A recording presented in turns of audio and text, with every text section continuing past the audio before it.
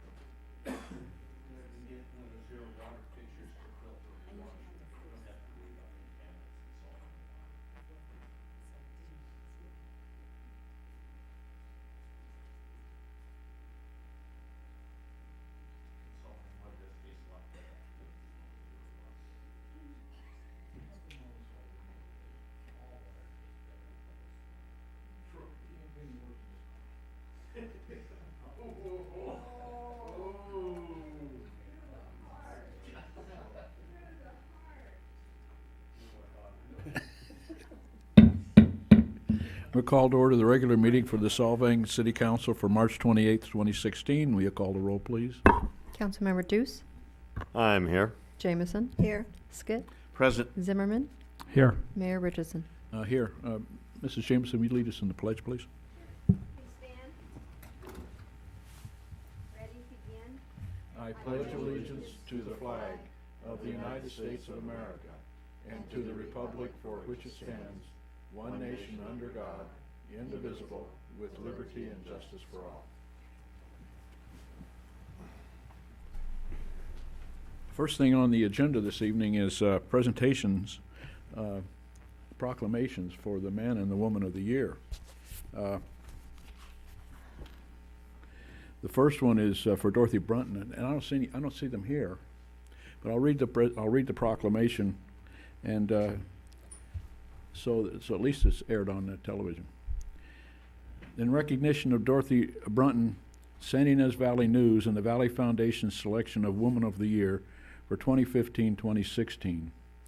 Whereas the City of Solvang wishes to pay tribute to Dorothy Brunton, San Ynez Valley News, and the Valley Foundation's selection for 2015-2016 Woman of the Year.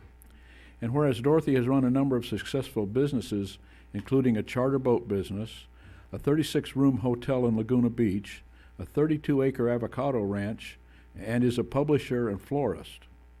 And whereas Dorothy moved to Solvang in 1995 because of family and began a love affair with Solvang and the San Ynez Valley. And whereas Dorothy owned and operated the Mole Hole, ran the Taste of Solvang event, spearheaded bringing the farmers market to Solvang, helped set up Eulafest, and was a founding member of the SCVB, and served on that board for many years. And whereas Dorothy helped with the revitalization of the Solvang Downtown Project and served on the Beautification Committee for several years and was responsible for bringing lights to Solvang's downtown area and all of the flower planters.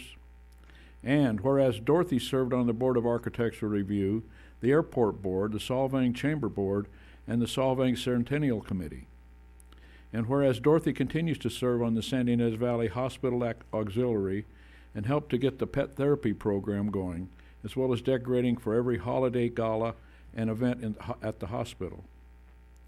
And whereas Dorothy has been a Rotarian for over 20 years and is a Paul Harris Fellow recipient. And whereas Dorothy will help anyone who needs a hand and volunteers for just about anything at all with a smile on her face. Now, therefore, I, Mayor Jim Richardson, along with the City Council of the City of Solvang, join in congratulating Dorothy Brunton for the honor of being named 2015-2016 Woman of the Year. And I'm sorry that she isn't here. She's a wonderful individual on top of all her accomplishments, and and she deserves that award.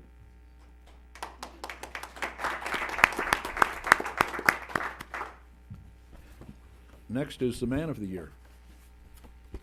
This is in recognition of Jim Lonis, San Ynez Valley News, and the San Ynez Valley Foundation's selection as Man of the Year for 2015-2016. Whereas the people of the city of Solvang are proud to honor Jim Lonis, selected by the San Ynez Valley News and San Ynez Valley Foundation as the 2015-2016 Man of the Year. And whereas Jim was born and educated in central New York, graduated from Syracuse University with a degree in business economics, and received a master's degree from Penn State University in economics. And whereas Jim worked for a few major corporations and then founded his own real estate consulting firm. Whereas Jim has resided in Los Olivos for 18 years and is married to Puck Erickson Lonis, a past Woman of the Year recipient, and together they have 6 children. And whereas Jim is a founding member, past president, and fundraising chair for the Los Olivos Rotary Club, and is past vestry member and senior warden for the St. Mark's in the Valley Episcopal Church. And whereas Jim is a past member of the Los Olivos School Board and the board of San Ynez Botanic Garden Foundation. And whereas Jim is a member of the Vikings of Solvang and the San Ynez Valley Grange. And now therefore I, Mayor Jim Richardson, along with the City Council of the City of Solvang, do hereby join the celebration in congratulating Jim Lonis in honor of his selection of the 2015-2016 Man of the Year. Well-deserved. I'm sorry that neither one of them were here this evening to hear that, but we'll get these proclamations to them. Thank you. Next is City Manager's report. 2 things I'd like to report on. One is we had our Easter egg extravaganza last Saturday, and Fred tells me about 1,000 kids participated in that, and it lasted 30 seconds. So it was a good time was had by all. And then second, I just want to let people know that if you recall last year, I think Councilmember Jameson brought up the fact of the poison oak and eradication in Hans Christian Andersen Park, and you did fund that, and the goats will be coming to Hans Christian Andersen Park in a couple of weeks. We have about 30 goats out there that'll be mowing down the poison oak in the channel there. So if I open my back gate, will they take care of my stuff too? Yeah, they'll be controlled in a fenced area, so leave the goats alone. Okay, next is public communications, written or verbal. At this time, please direct comments to the City Council regarding consent calendar items or matters not on the agenda, but within the jurisdiction of the Council. Speakers are limited to 5 minutes. I have a couple of speaker slips. Tracy Farhad, followed by Fred Coble. Good evening, Mayor, City Council members, and City staff. Tracy Farhad, Executive Director of the Solvang Conference and Visitors Bureau, here for the tourism update for this month. Well, there were over 1,200 visitors who came inside the Visitor Center over the weekend, and those were the ones we could count. It's kind of hard to do that when you've got a room of about 60 people and coming in and out, so lots of hard work by those Visitor Center staff. Thanks. Wanted to let you know that following our past trade show in January, where we had 28 appointments with tour operators, I went to Anchorage, Alaska for the Go West Summit in February. And yes, it is that cold in Alaska and Anchorage in February, where we had 55 appointments with tour operators. And I wanted to give you one wonderful story from that. It's nice when you're asked to have an appointment versus just me asking everybody else. And one of our tour operators, who we've been working with for years and trying to get them to come more often, requested an appointment with us because he needs some more hotels to be able to list on their travel website. And they work mostly with international visitors from Canada and also Asia. And the reason being is he said in 2014, they had over 1.4 million searches for the name Solvang on their website. And this is a tour company website. That was in 2014. In 2015, it went up to 2.4 million. So we will be hosting his visit in a couple weeks so that we can show him the rest of our properties and get some more names on his list. So another good reason to go to these particular appointments. At that trade show, we handed out our very first rat card that we have translated into simplified Chinese. It may be simple for them, but it certainly isn't for me. And luckily, we had a lot of smiling faces, and they even took my picture with the brochure, so they remember what we look like and who we were from our town. So now you know how to say the top 10 must see and do. But Abelskiver looks like it's still just Abelskiver in Chinese. We are on the Weibo site in China, but most of them don't use the word Solvang. We're known as simply the Danish Village, but it's nice to know we are the Danish Village. In addition to that, staff has also attended the DMA West, that's Destination Marketing Associations of the West Tech Summit, to get the latest and greatest. We also held our annual Board of Directors retreat with our guest speaker, Karen Nielsen, which is the president of Atlantic Link, the PR firm that we employ over in Denmark. And also today, you might have seen a few more cruisers around. A few came in the last couple of weeks, and we will have another cruise ship from Princess Cruise Lines this Wednesday and also next Wednesday for a total of 23 dates and tours this spring season. So we also wanted to let you know, of course, about the Taste of Solvang. It was the 24th annual. Yes, there will be a 25th. And I want to give a special thanks to the over almost 1,200 attendees who came from Wednesday through Sunday. And we had a lot of new ones this year. We always ask whether they're returning versus new, and we're always trying to work on that. And also people we had spoken to who hadn't been in Solvang in 6 years, and was a much more diverse and younger demographic, so we were happy to see that. We had 3 farmers market chefs walks that ended in paid dinners. We've done them for free in the past. We charged this year, and go figure, had more people, and they all came and attended. And in fact, some people came for that chef's walk on a Wednesday, had dinner, and then stayed the night in the hotel. So that's just the reason why we're doing this. We had new this year also cooking classes. We had the Art of the Danish Open-Faced Sandwich and also Abelskiver. That happened at the, we had 18 people attend those classes. And we had 2 winemaker dinners, including Buttonwood and Coquelicot at First and Oak. In fact, Buttonwood dinner was just named in the Independent. The title of it was Savoring Solvang Spring. And it was one of the best articles about devouring spring. So it was really nice to see that combination.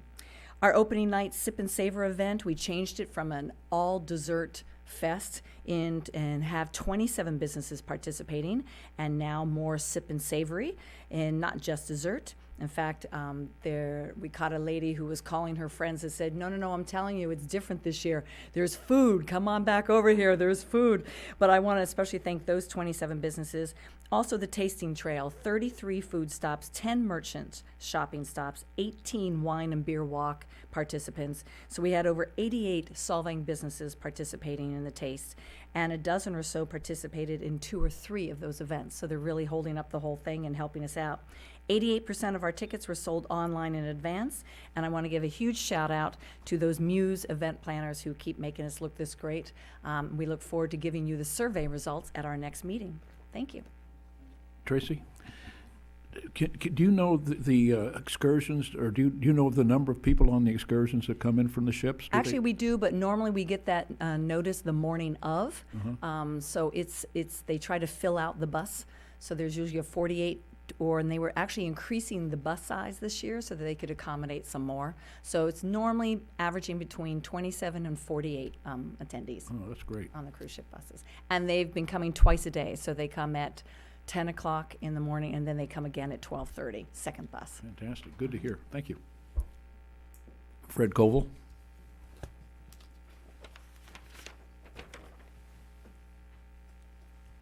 Fred Koval, Solvang.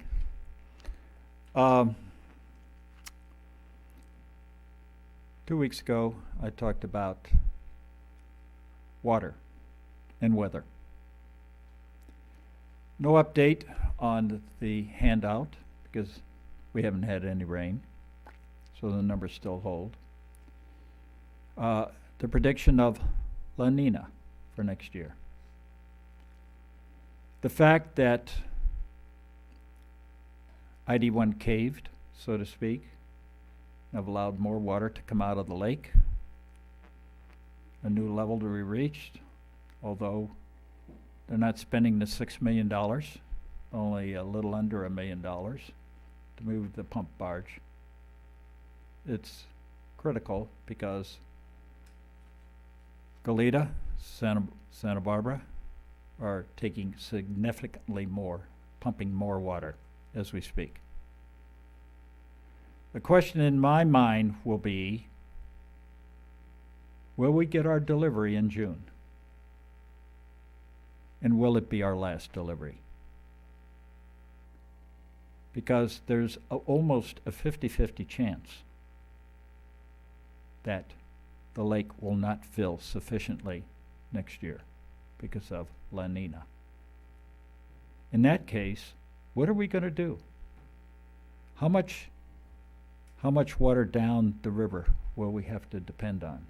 Or will we be independent? Most critical of all is, will we continue with cannon will serves? Or will we have a stage 3 in time so that we might be able to provide water to all our residents now? But also I'm more concerned about adding people in the future that we have with the Skit Mesa build-out. Or do we need to caution them, the builder there, that it might be iffy? Give him a heads up now. Maybe he needs to slow down. It's going to be super critical. You know, I talked about the intertropical band, rain band. It's moving north. And I mentioned that El Nino and La Nina are in response to that movement of that rain band. I don't know if I've shared it with you or not, but Scientific American has given quite a number of pages to that topic and where it's going to be. And where is Southern California going to be in the near future and the distant future? Thanks for reminding me I'm speaking too close to the microphone. Thanks. Thank you, Fred. I don't have any other speaker slips for now. Is anybody else in the audience wishes to speak? Seeing none, we'll bring it back to the council. For council comments and requests, we'd like to start, Mr. Zimmerman. Sure. I have no comments this evening. Mr. Skit. Actually, the only thing I'll make a comment is my usual in regards to Lake Achuma. And as Mr. Kowal mentioned, the lake is on its way back down again. It came up about 6 to 9 inches over the last couple of weeks, but it's on its way down again. So if we don't get more rain, it's going to go down, and it's going to be a long, dry summer. And hopefully these people in Santa Barbara are going to get their desal plant going, because if they don't get that desal plant going, they're really going to be sucking water to that lake, and it's really going to be going down quick. And it's in the neighborhood of about 15% of a capacity right now. So it's not looking real good, but we'll see what happens. And the forecast of the El Nino was a bust this year, so we'll see if the forecast of La Nina is a bust next year. We'll see what we get when we get it. Mr. Deuce.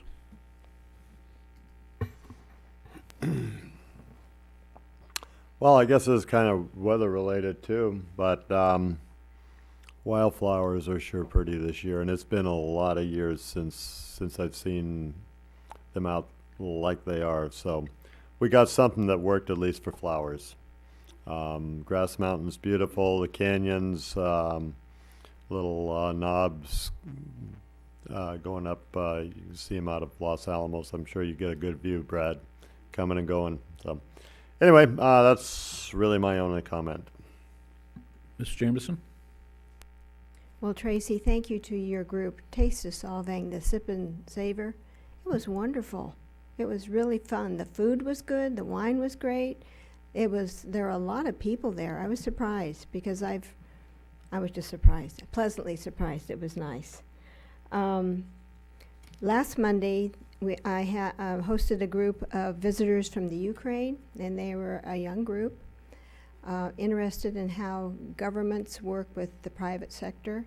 So we did a presentation for them at the Elverhoy, and then we took them out to the Historical Museum in San Ynez, and then they went and had to the tribal hall and had a presentation by the tribe.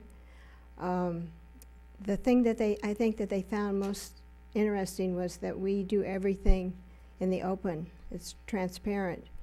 And they asked, how do you ever get anything done then? Well, we manage, we do it. And then they wanted to know how many council people we had, and I said 5. And they asked, how big is your community? And I told them. And then they said, well, if we had a community your size, we'd have 20 or 25 council people. And I said, well, now I know why you don't get anything done. And I said, how do you work with your committees or your planning commissions or whatever? And they said, well, all the council members are also members of those. And it's very restrictive as to how you can approach them, how you can talk to these council people. So I found it interesting. And this is the free part of the Ukraine, not the eastern part that is now back with Mother Russia, and the Crimea is also with Mother Russia. So it's, they were very insightful, I felt, with their questions. They were fascinated. They loved Solvang. This group expressed more joy for being here, and maybe it's what they've gone through in the last few months. But they really enjoyed Solvang, and they couldn't figure out what an open-faced sandwich was. So we explained to them, and then we took them to the greenhouse, and they said, where's the bread? And we said, it's underneath. And of course, you can hardly see it. It's pumpernickel. It's not a big, they're used to big hunks of bread, and they're used with meat and potatoes and gravy on top of their sandwiches. So they had a great time. And I just want to thank the people that helped with it, the people that were the presenters, and Tracy for providing the gift bags. And those things were packed full by the time they got them, because everybody was putting items in. So thank you very much. And that's all I have. Thank you. Oh, one other thing. A sad thing about the announcement of Shelley Stahl's death. I knew her as Shelley Reimer because she worked for the County of Santa Barbara for a long time as a planner. And she was, for me in the private sector and her in the public sector, she was extremely approachable, extremely helpful, and that's the way she treated our people here in the community. She was always willing to help, tried to figure out a way to make something work, and she's going to be missed. And my prayers go to John Stahl. Yeah, thank you for mentioning Shelley. I want to also congratulate Tracy on the Taste of Solvang. That Friday evening was beautifully done, well done, and the food was fantastic. The ice cream in particular was great. And then last Wednesday I attended a program at the Marriott called the Green Business Program with Santa Barbara County. And it was awards to various businesses in the county for turning green. And it so happened that Solvang produced a majority of the green award winners, and I want to congratulate them. That's Artistic Pony, the Solvang Chamber of Commerce, and the Wandering Dog Wine Bar. Now, they're getting a lot of attention lately, and they're doing a great job. And then the Wilding Museum, and they're doing a fantastic job, too. So I want to congratulate all 4 of those businesses. And that's the extent of my comments. On next to the approval of the agenda. Is there any changes to the agenda anybody wants to make? Hearing none, we'll go to the council minutes of March 14th. Can I have a motion for any, or is there any corrections, additions, or changes made to the minutes? Not going to have a motion? So moved. Is there a second? Second. All those in favor say aye. Aye. Aye. Opposed? Pass. On to the consent calendar. Lisa? Consent calendar 5A, receive and file sheriff's report for Wait, February. excuse me a second. Let's find out, does anybody want to pull any of the consent calendar items? If not, there's no sense in reading them. Okay. All right. Then can I have a motion accepting the consent calendar? Thought you had to read 'em. I'll make the motion to accept the consent calendar. Is there a second? Yeah, I'll second it. It's been moved and seconded. Would you call the roll, please?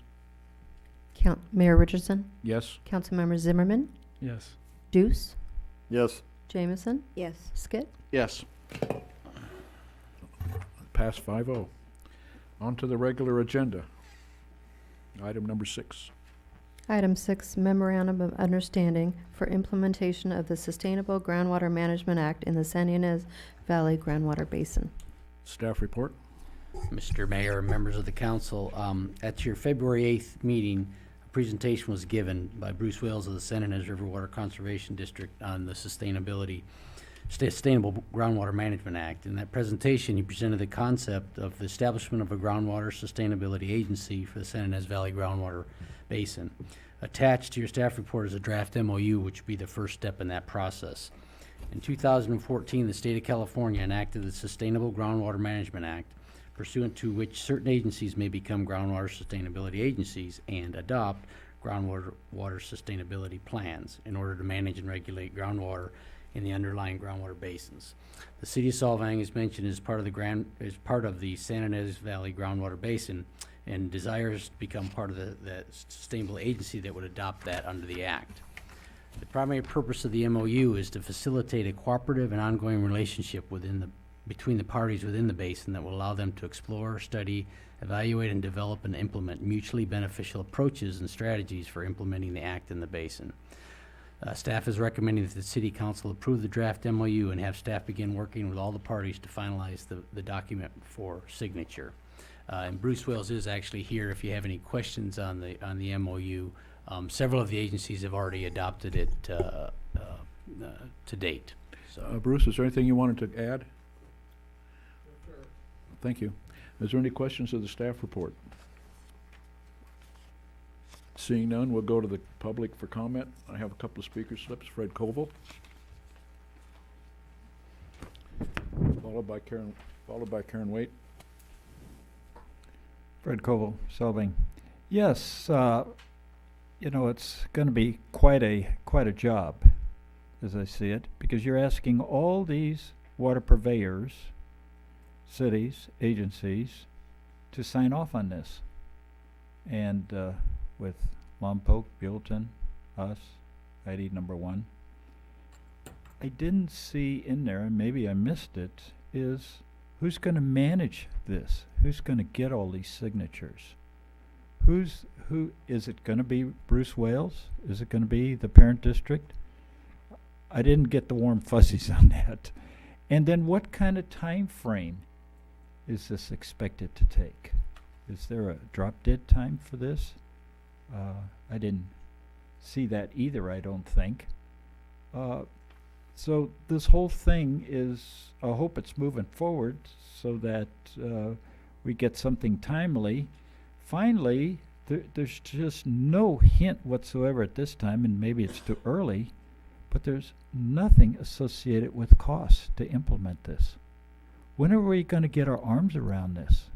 How much is this going to cost the ratepayers is my real concern. David, have you got anything to say about that? Any answer those questions? Sure, I can take a stab at a couple of the drop dead date for the MOU would presumably be the formation of the groundwater sustainability agency. If you take a look at the MOU in paragraph 3, it talks about the GSA being filed with the Department of Water Resources so that it's complete before June 30th, 2017. That would be as close to a drop dead date as we'd probably be looking at. As far as who will manage it, the point of the Sustainable Groundwater Management Act is to try to get agencies in non-adjudicated basins to work out their differences together so that you don't have to have an adjudicated basin. An adjudicated basin basically means that all the water purveyors and people pulling water from a particular basin go to court and let a court work it out. Having represented a couple agencies north of here in the Santa Maria Groundwater Basin, is an adjudicated basin, it is much less expensive to have the agencies get together and do the work under the Sustainable Groundwater Management Act than it is to litigate it. I would conservatively estimate that the four cities, the Northern Cities Management Agency in the northern part of the San Maria Groundwater Basin, spent several $1 million in trying to just get their own internal agreement among those agencies blessed by the court. We're talking millions of dollars just to get the status quo. So that's an indication of what it would cost to litigate it. As to how much it will cost the ratepayers in terms of the groundwater sustainability agency, that would remain to be seen. But each of the agencies under the MOU will be comparing its own costs under the MOU. The MOU just allows the parties to start working together towards that end goal of forming a GSA, and does have an out clause if any of the agencies are not happy with it, they can step out of it on a 30-day basis. Thank you for that. Hope that helps, Fred. Karen Waite?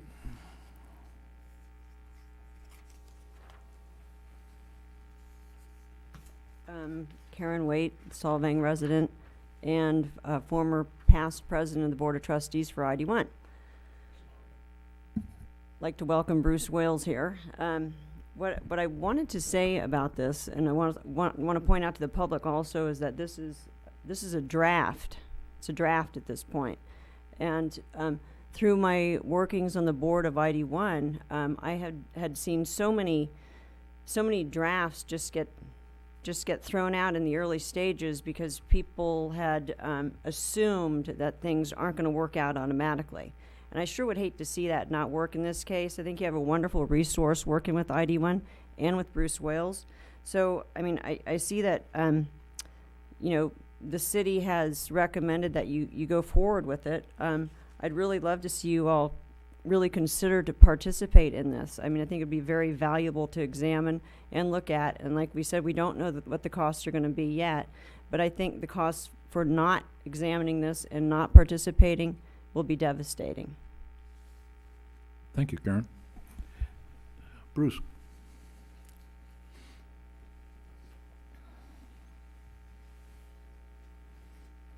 Mr. Mayor, council members, staff, Bruce Wales, Santa Ynez River Water Conservation District.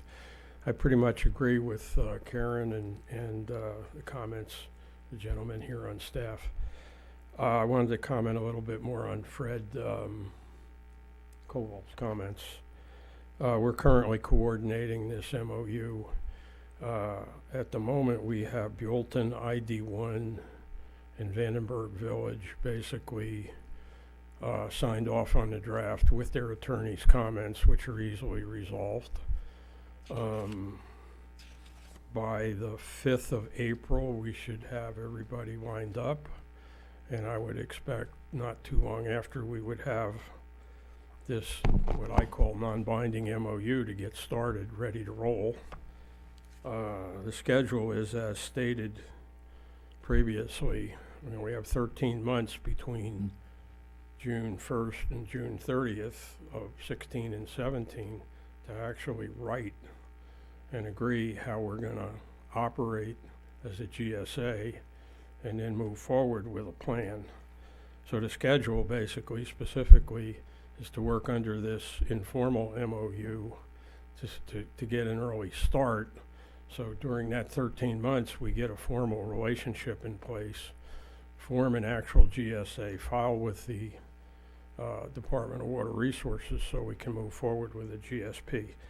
What the ultimate cost will be is yet to be determined, but I agree with the prior people's comments, and I'd be glad to answer any questions. Thank you, Bruce. And any questions? We're happy. I got a question, Bruce.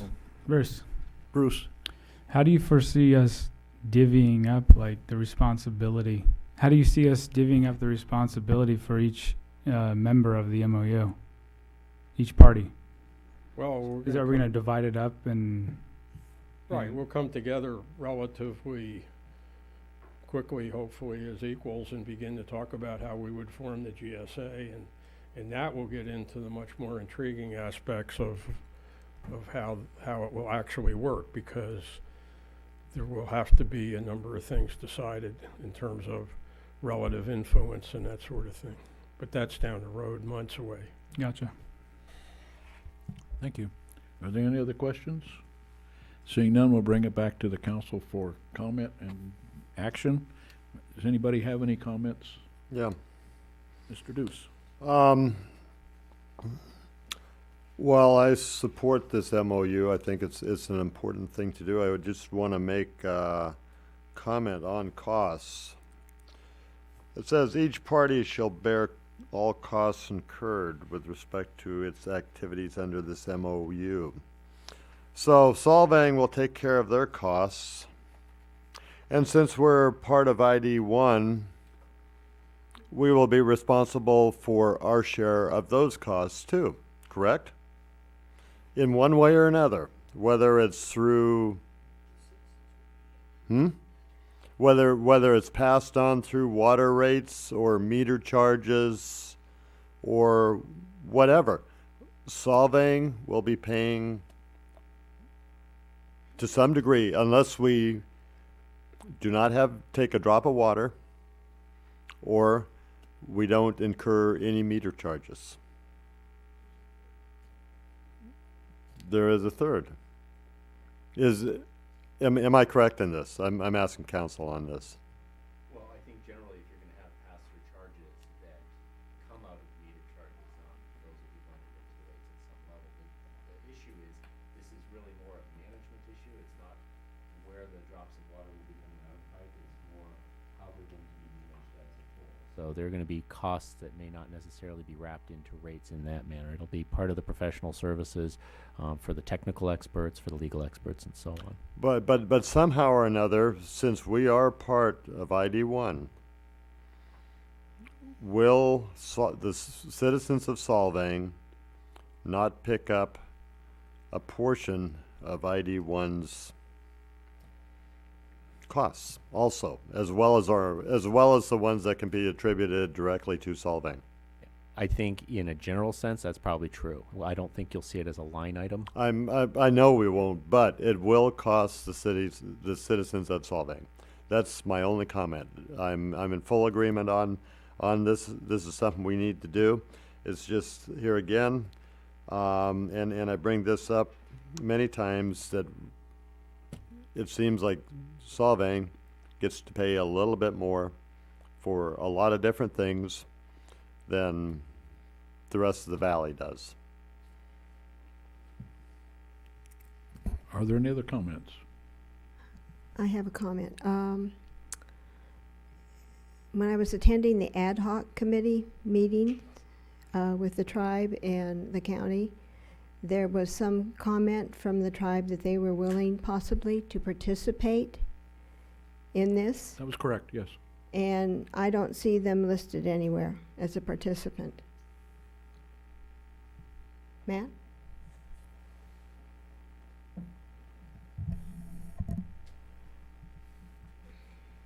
Good evening, Mayor Richardson, council members.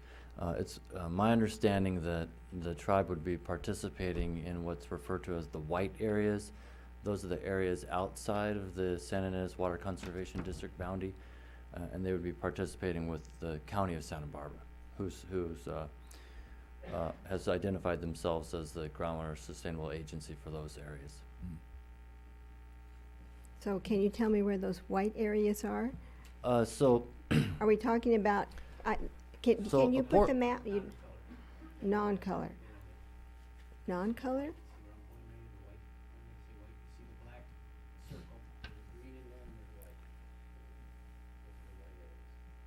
Okay. Bruce can define that. Just let- Yes. White area on your map to the east. Are we talking about beyond Lake Kachuma? This part of This area here? it. No. No. This area that's green Okay. in color is. Is the white what we area. refer to from a regulatory standpoint as Okay. the white area. Okay. And this can only be managed by the county, and that's why we're working with the county as well. Okay. So, but is the county going to include the tribe in their Well, that's talks? Or is that a, partly as Matt described, in addition to that, it's a lot more complicated.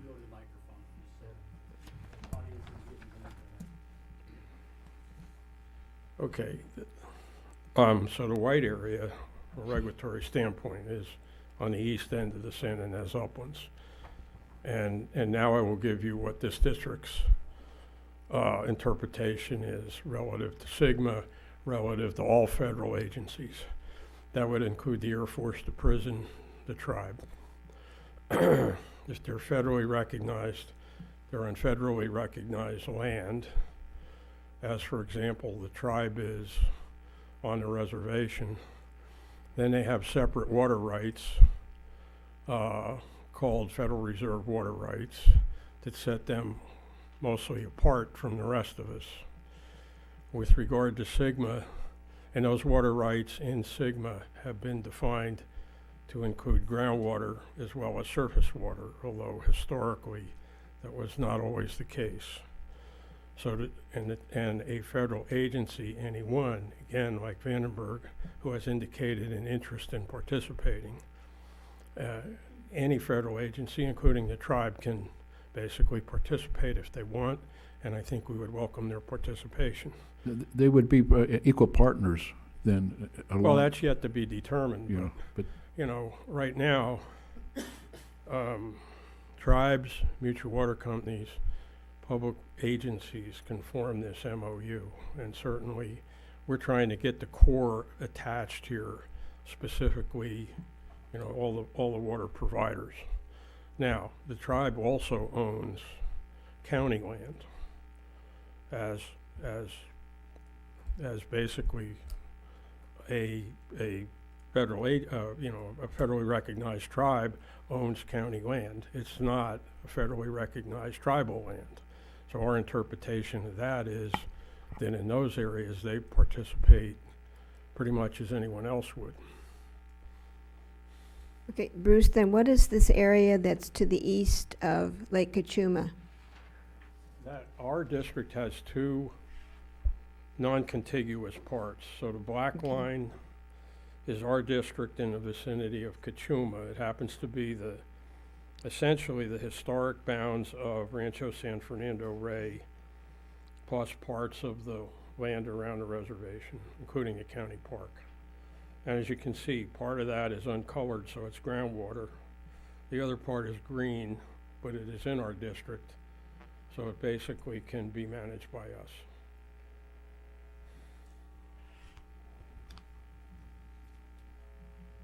And so that's true of all these other areas, these white areas that are within your boundaries?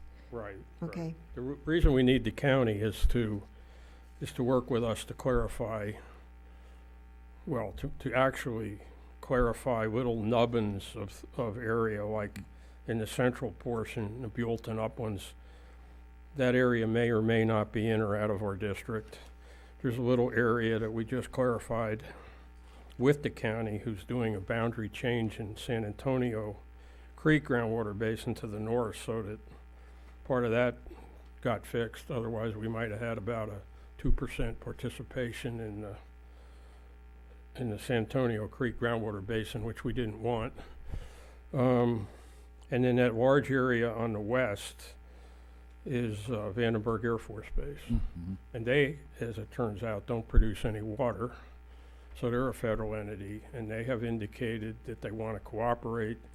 We would like them to cooperate because they have substantial amount of information relating to the groundwater under the base. okay. Any other questions? Thank you. Dave, did you want to make some comments? I was just going to point out that there's language in the MOU starting at the bottom of page 2 that talks about other agencies, federal agencies, tribes, and mutual water companies, as Mr. Wales was talking about, that can participate in this process. They'll be participating in the management areas that they're located, as opposed to the basin as a whole. So if there was an agency that is not signatory, they'd be participating as part of just the management agency. Thank you, Bruce. Karen, I'll let you have another bite at the apple if you wanted to speak.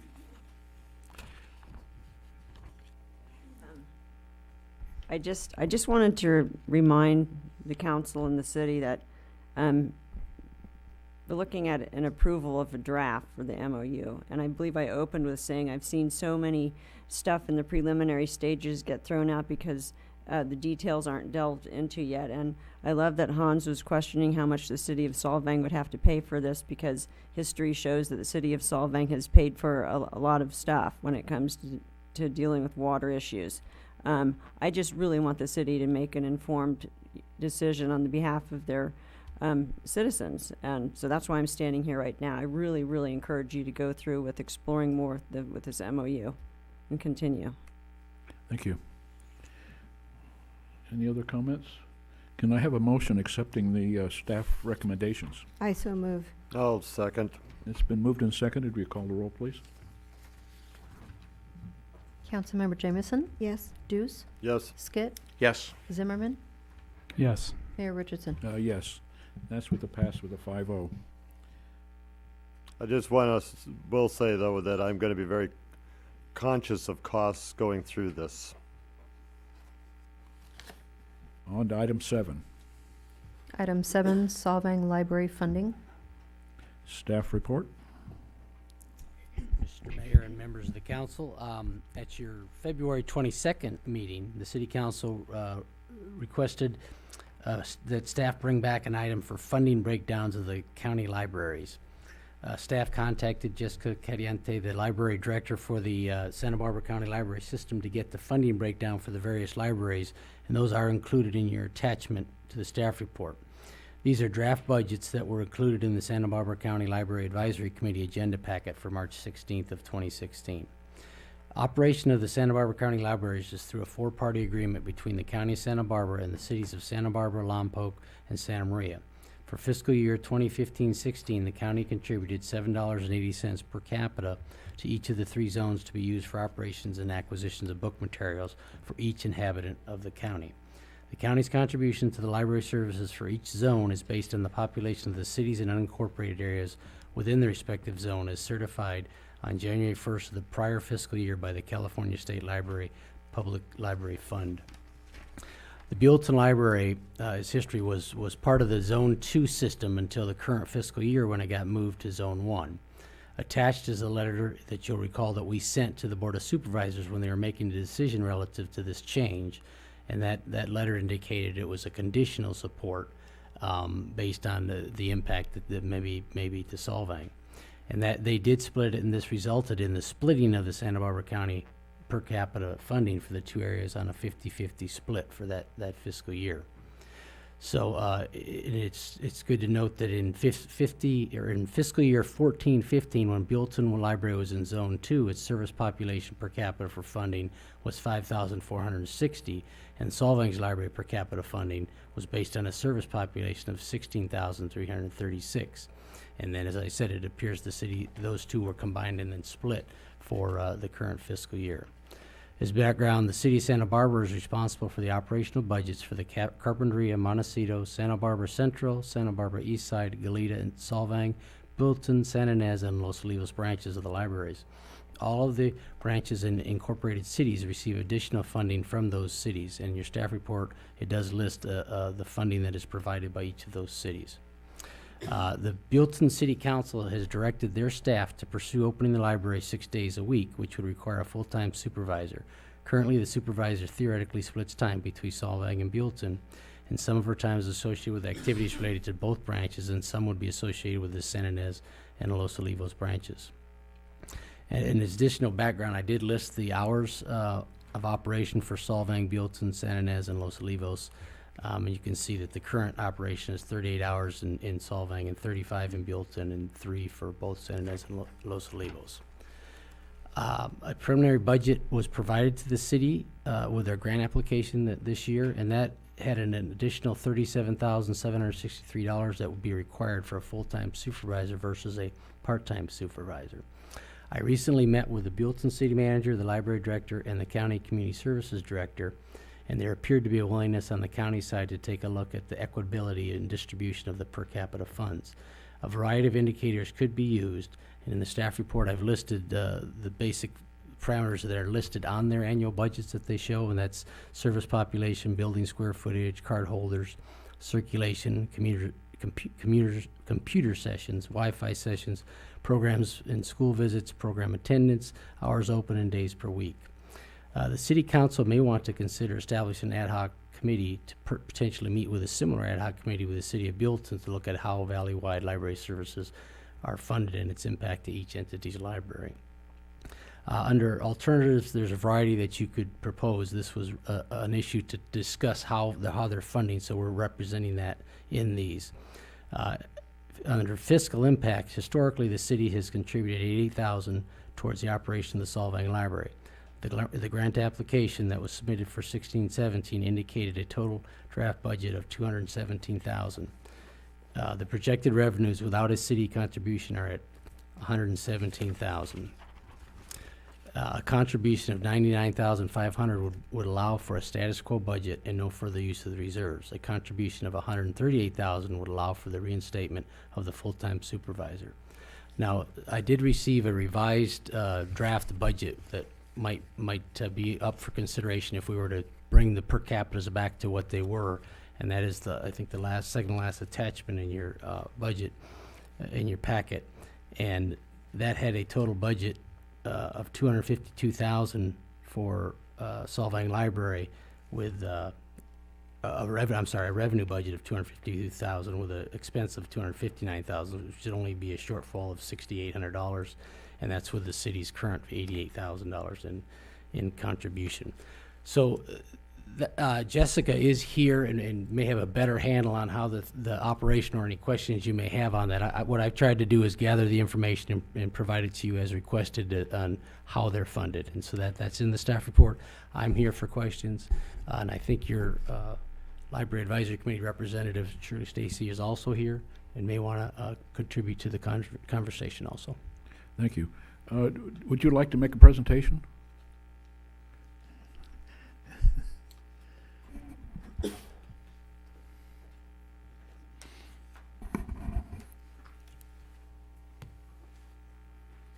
Good evening, Honorable Mayor and City Council members. Thank you so much for taking the time to talk about libraries this evening. I hadn't planned a formal presentation this evening. Your city manager simply asked that I attend this meeting to be available to answer any questions, so I can do that at this time. If you'd like, I can go through the budget line items, if that would help clarify things. Council? Yeah, would you have any questions? See any benefit? I guess my main question is how it was determined, the split in the per capita, a 50-50 split, because that does not make any sense to me. That occurred under other administration for the Santa Barbara City Central Library, and so that was actually a decision made prior to my working in Santa Barbara, and my understanding is that it was a discussion between the county as well as city managers of Solvang, Buellton's, and City Council, and it's something that's under discussion. As your city manager indicated, I did meet with him as well as Mark Burdinsky and George Chapshin from the county last week, and we've opened up dialogue in terms of how the per capita can be split, and I encourage an ad hoc committee from both communities because I am confident that we can come together and have a decision that everyone can be happy with. And my being here is really to hear from this council and from the city of Solvang on what you feel is a fair representation of the per capita, so I can take that information back to the county to discuss. In your financial breakdown, where does San Ynez and Los Olivos fall? The Santa Ynez and Los Olivos libraries are currently managed out of the Solvang Library. Their service levels did not change. They're open the same amount of hours they were prior to Buellton coming into Zone 1, but they are managed directly out of Solvang. And that's where the financials, they reflect that, correct? Correct. Thank you. My question is, why should we be concerned about Buellton wanting a full-time staff member, period? Okay. Why should we be concerned about that? Well, currently we have one full-time staff member who supervises both Buellton and the Solvang Library. If the Buellton Library wishes to have a full-time supervisor and they're willing to fund that position, that leaves then just 20 hours for Solvang, which would be a diminished service even more. Because while we have a supervisor who's split 20/20, there are things that she does that, you know, payroll, time cards, whatever, that are unilateral, you know, through the whole system. So 20 hours of time for the Solvang branch only would again diminish services. So we would need to then look at funding another either higher part-time permanent position or full-time position. And I will say that a full-time position for both libraries is the best result, just in terms of the community services that can be provided. The programming efforts, the educational outreach efforts that each library achieves, wants to do, has been diminished because of this split. Solvang used to have somebody dedicated 40 hours a week to them, and in looking at the targets for this year in terms of the performance measures, they have declined. And that's not because your supervisor isn't working as hard as she can. She is. It's just her time is now stretched. So It appears to me that the onus of funding all this is put on our back. And as we funded this in the past, we were getting full service. Now our supervisor's been taken away, cut in half, so our funding is diminished, its performance. And now, because Buellton wants to add on, then it's incumbent upon us, I suppose, to provide funds to have a full-time manager. In my mind, just off the top of my head, I think if Buellton wants to have a full-time manager, and that maybe they should pay for ours also, because I don't think that it's fair for us to be under the gun because of what Buellton wants. would you like me to respond? Yes. Okay. So that's a fair point. And when meeting with the City of Buellton City Council, as I did go to discuss the benefits of having a full-time supervisor with them, they did ask me to do that, and I did indicate at that meeting that it is something that we need to discuss with the City of Solvang, that it is not a unilateral decision that they can make, because it does have a direct impact. And that's why, again, I strongly advise having communications between the two cities, because I think we all want a good outcome and to work together. We liked it the way it was. Yeah. And we're Right. personally, I'm unhappy with the way the decision was made, because we're not getting the benefit of our contribution that we had in the past. Any other comments? I agree with got a you. comment. Go ahead. My comment is that we went from having a per capita of Buellton of 5,000 plus or minus, and Solvang having a per capita of 16,000 plus or minus, and then all of a sudden they cut it in half. So all of a sudden, you know, so we have 21,000 people plus or minus.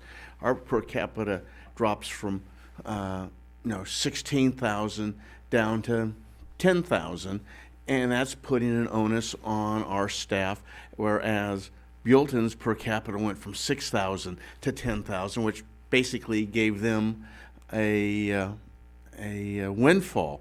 And I really think one of the big things we need to do is go back and definitely have a discussion on how the per capita split between the two facilities. And I can see maybe a little bit of a switch back and forth, but I do not see a situation where our per capita should have been split 50-50 down the center. I've taken a look at gone out and I have utilized the Buellton facility. I'm very familiar with the Solvang facility, and the facility that Solvang provides is, in my opinion, far superior to what they are providing in the Buellton. Buellton has a nice setup, but it is not nearly as well, I want to say, utilized as the Solvang facility, particularly since Solvang is also supporting the Los Olivos and the San Ynez branches. So, I think one of our major things is that we need to get back where maybe not the old per capita split, but we need to have definitely a higher per capita split between the Buellton and Solvang. And that's my big concern, is that because if we did have that higher per capita, that would definitely give us the funding to more reasonably expect a full-time supervisor that we used to have. And basically, the reason we lost our full-time supervisor is that the county split a 16,000 or a 21,000, 22,000 per capita, 50-50 straight down the middle, when it should have remained maybe 15,000 for Solvang, maybe 6,000 for Buellton, but it should not have been that 50-50 split. I can see some funding going to more funding per capita Buellton, but it should not have been such a large amount that they went. And it's like I said, I go out and I know the library in Solvang, and they are doing a very good job, but they are under a lot of pressure and a lot of stress, and they're doing a very good job, but they are under a lot of pressure to provide services that they just can't provide anymore because of the per capita split the way it went this last time. And I really don't think the split, when they came up with the 50-50, I don't feel that the libraries in Santa Barbara really took into account. It's not your fault, because like you said, you are now the new kid on the block, but they did not really take a look at the situation that existed in the San Ynez Valley when they split. That's my comment. Mr. Zimmerman? Yeah, I'd like to try and find a way where we can factor in the real data as far as usage and how many people are actually using the library, and give some kind of weight to that. Per capita is general, it's inefficient. And looking here, the usage is nearly half of everything, all services, but the hours of operation are the same. So that doesn't make any sense. And even tallying people that come in, maybe we do a head count daily or something like that, could help. But just the documented usage, Solvang surpasses Buellton, by a lot. And I think we really got to take that into consideration, because it's obvious they're being overworked in Solvang. Thank you. Any other comments? I'm sorry to put you on the hot seat. It's fine. Thank you. That's why she gets paid the big bucks. Well, and just to remind you, she was not in her position when I the split understand was that, made. So. But she needs to understand our position also, I think. And that's why I'm here. Yeah. I think, unfortunately, you are receiving some of our angst about the whole process, because we didn't like it when it first was presented to us, that Lompoc decided they were going to make changes and poor Buellton was left out in the cold. And that didn't seem right to me, that one big entity could just get rid of a smaller entity. That wasn't right. And then the way it ended up, we were really not informed about what the split was going to be, what the population split was going to be. I don't remember that. Does anybody else up here remember that? We were never informed. Nobody talked to us. The committee should have been informed last year, not now. We need one now, obviously. But there was just, it was top down, heavy-handed, and this is the way it's going to be, like it or not. And when Carrie has to take care of San Ynez and Los Olivos, that's a big population. Even though the libraries are little, those are under her umbrella, and that means all those people in those communities are under that umbrella also.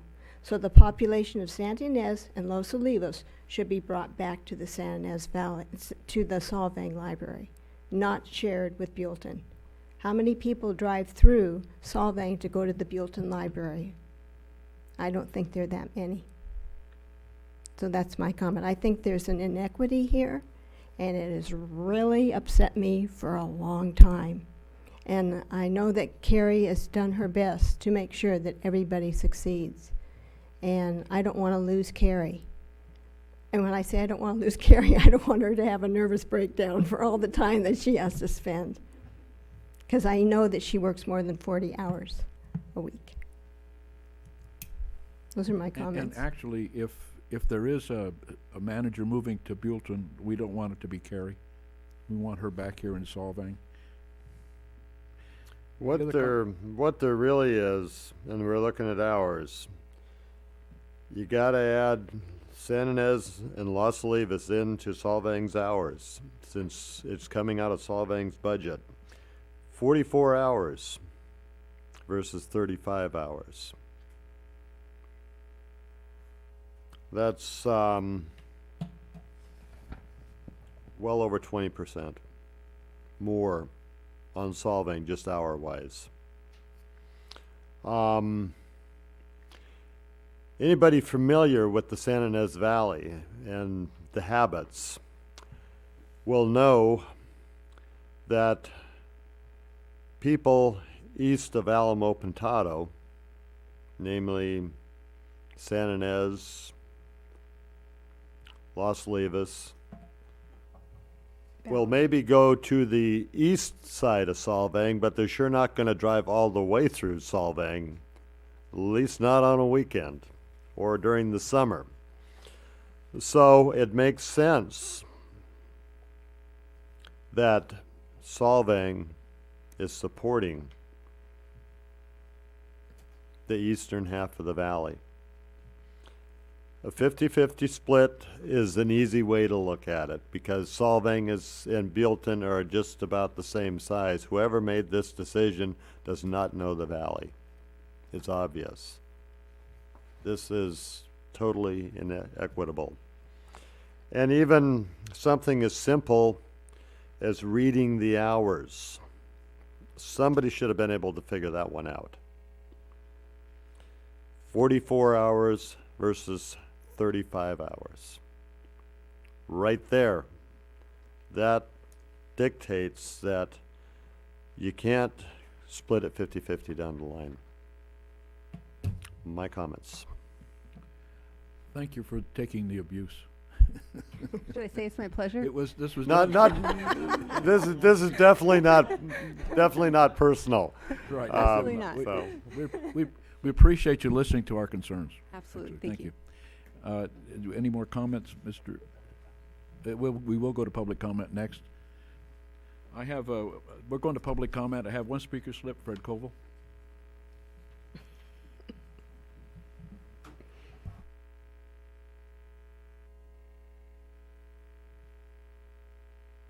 Koval Solvang.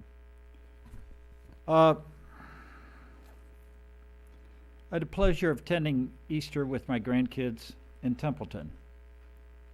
And I wanted to see what they were doing in school. I have a 12-year-old who's heavy into sports, but he's got the spark. His parents are paying not very much, $20 a month, for Code Academy. And he's learning to write HTML for web pages. We spent some good time this weekend, and we talked about where's this going to go? What does he want to do with this? Will it be a vocation or an avocation? What did we talk about? We talked about the rest of their life.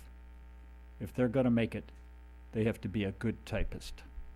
You can't look at the keys anymore. Like we learned to type. No hunt and peck. Okay, so we also talked about preservation, protection.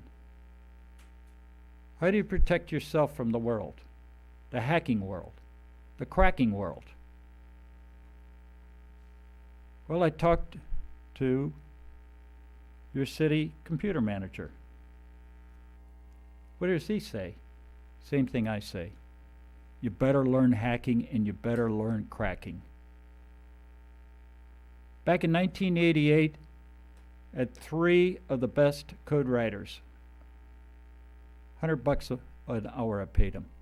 They worked 7 days a week. What did they do? They hacked the central processor unit that we're using in our computer so that they could write more efficient code, less lines of code. we start thinking about the alternatives to what my kids, my older daughter, granddaughter, 15 and a half, this past summer, a year ago, she read 1 million words a month for almost 3 months. She went through books like crazy, and she's got them stacked all over. They're purchased. They're paperbacks. No library, ever. When you go today to their school, Templeton Elementary and Templeton High School, everything, all assignments, all tests are online. Classroom is to work. Do they ever go to a library? Not ever. So let's talk about the alternative today to library funding. And that is, we need high-speed internet. We need a high-speed internet center. We need to do what's being done in school today. We need a cost-benefit analysis. And that is, how many of the total families that we cover here, Buellton, Santa Ynez, Las Olivas, Solvang, how many families really use the library today versus kids that never go into a library? Also realize, of course, that every school has a library. How much duplication is there? To succeed in this world in the future is going to be the internet. And that's what this city needs to really redirect their thinking towards. How can we help all of the kids today, as well as the adults, survive in this high-speed world?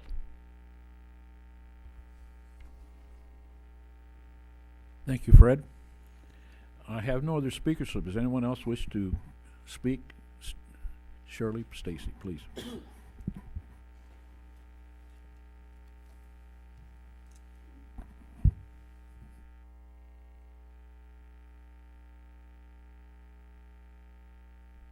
Mr. Mayor, members of the City Council, and staff. I don't have much of a voice, so I'm sorry about that. But I just want to say that I share the concerns that you've expressed tonight for the most part. I don't feel that we got a good deal with this whole 50-50 split and trying to have two libraries operated by one supervisor. And you asked me last time, has it suffered the program and the services because of this? And I told you that I thought it had. And I for that reason, I really strongly support a full-time supervisor for our library. Two things that I don't think anybody mentioned so far that contribute even more to the inequality of the two places is, number one, there are 4 school districts served by Solvang Library. The Los Olivos, Ballard, Santa Ynez, and Solvang. And that's a big part of the program, especially the summer reading program. The Friends of the Library spend money to put a newsletter out in the summer with a calendar talking about the summer activities and the summer reading program for those school districts. And Buellton just has one school district, so that's not exactly equal either. The other thing that no one has mentioned is tourism. Solvang Library does a lot of help for tourists. They come in and use the computers. They use the Wi-Fi. The parking lot there is filled with mobile homes, and they use the Wi-Fi as well.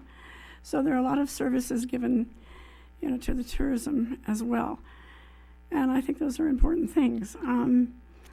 So I would hope that we can consider a way to make the per capita more equitable, and also to fund a full-time supervisor with hopefully extra per capita that we will get. as well as maybe raising some of the contributions as as we can, as we're able. So I think, these committees hopefully can work toward those ends. I don't think, you mentioned something about the 88,000 buying the supervisor before, and why can't it do it now? We knew that it wasn't going to be sustainable. It's just costs go up, and we were going to have to pull from reserves more and more to be able to do that. So I think we just have to think of what we can do, what it'll take, what our priorities are, and go from there. So thank you very much.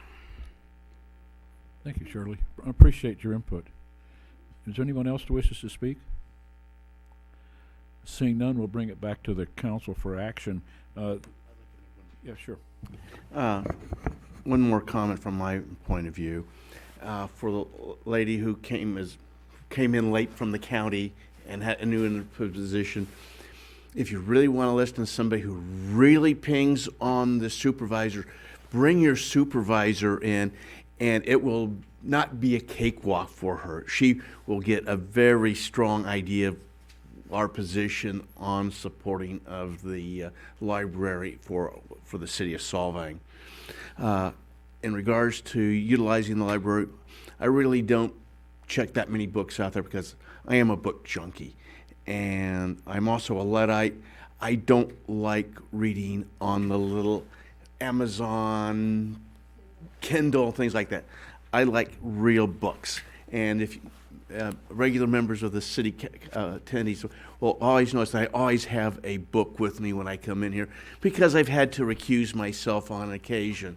And it's nice to have a book to read. But I always have a book with me. I read all the time on the outside.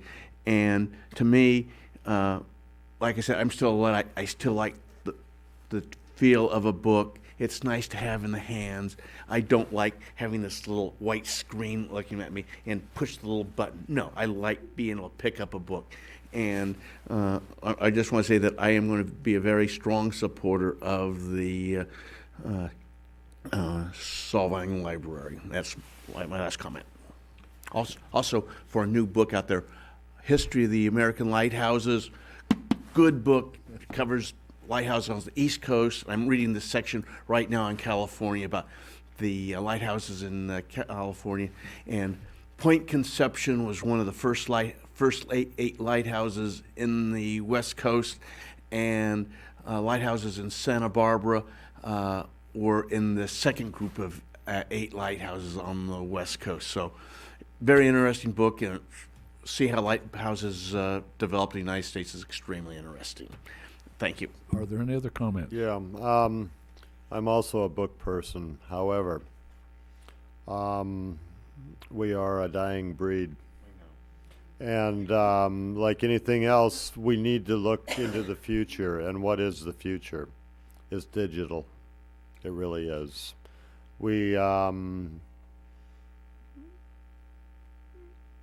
Fred's right with that.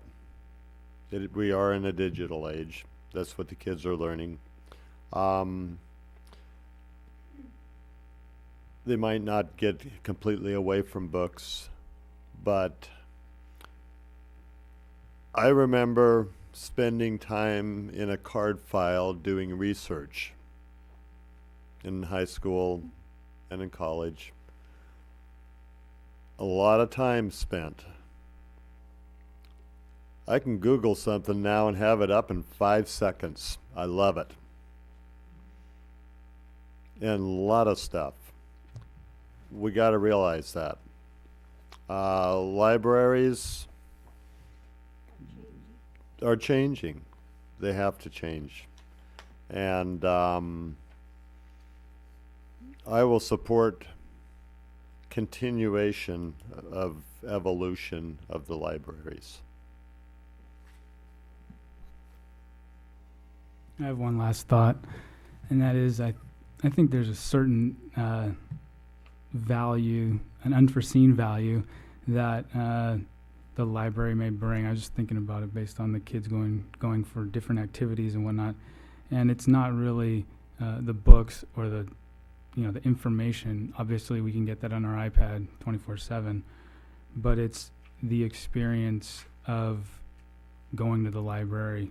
So what is that worth? What happens along the way when they're going from class, walking from class, going to the library, the interaction they have with their friends, and then they're in a different environment, being a library, seeing a speaker, or whatever it might be that they're doing.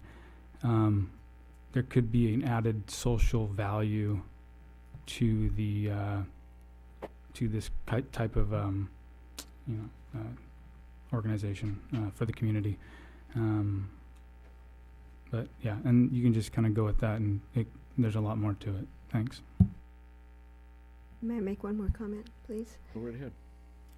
Bringing back, when I was 15 years old, I worked for a school district, and I worked in the library, and I typed library Dewey Decimal System cards that would go in the card file. If you don't think that was monotonous, but you know what? I learned a lot. I learned about some great authors. I learned about how the whole thing worked. Of course, that's gone now, I assume. We don't have that anymore, I guess. But there is something, the physicality of holding a book in your hands and knowing, especially an old book, a first edition book, there's something very priceless about that. And I don't want us to ever give up on our books. I think we need to be able to have that presence in our lives. If we don't, I'm going to have to get rid of all my books, if that's not important anymore, and they will always be important to me, and I know they're important to FAMI. So that's all. The agenda item was discuss funding for libraries in Santa Barbara County Library Zone 1. Does that include discussion of an ad hoc committee to meet with the libraries?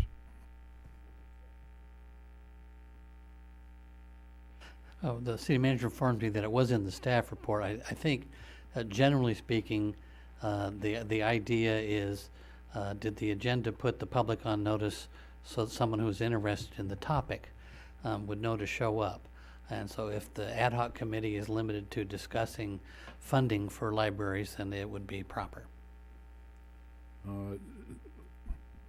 So by developing the ad hoc committee, we're saying we're limiting their discussion time unless we can get a broader sentence in an agenda item. Is that what you're saying? Yes. Okay, then possibly we should wait till the next agenda to. Really depends on what the intent of your ad hoc committee is. If it's truly to discuss the funding for the library, then you're right up the correct That's path. true, but how about, does that include the discussion about a supervisor? I would think so, because the supervisor doesn't exist without funding. Really? And so All right, well, with that then, I'll ask if there's any members of the council that wish to participate in an ad hoc committee for the library. I'll do it. Is there anyone else? Okay, we have 2 members of the ad hoc committee. So what I'll do is I'll reach out to the city of Buellton to see if they're interested in a similar ad hoc committee. And with that, I think we've accomplished the staff recommendations, so that is the end of item 7.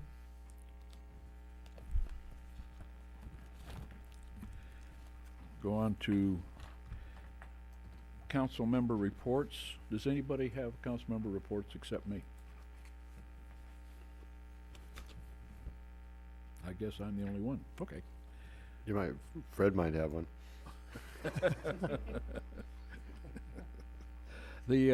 I attended a SBCAG meeting on the 17th, and we discussed. You all have received copies of the action that we performed, so I don't think I have to go too deep into this. The consent calendar went through with no comments. We had a discussion on the HOV project, the 101 project, which is an ongoing discussion. Is it kind of like on hold now because of the funding? No, it's not on hold. It's going forward because we Slowly. agreed to get some of a third of the planning started and done.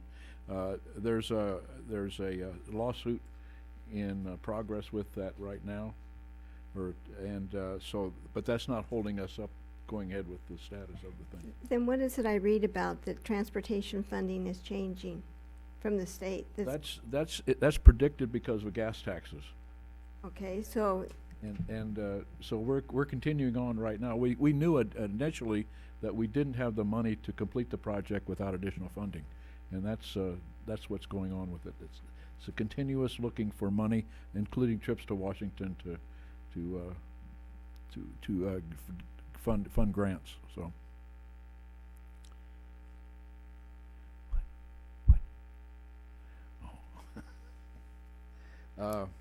And then there was a discussion on, we had a presentation about the Pacific Surfliner service, which is kind of complex because of the amount of trackage and from San Diego to San Luis Obispo that's owned by 2 or 3 different rail agencies.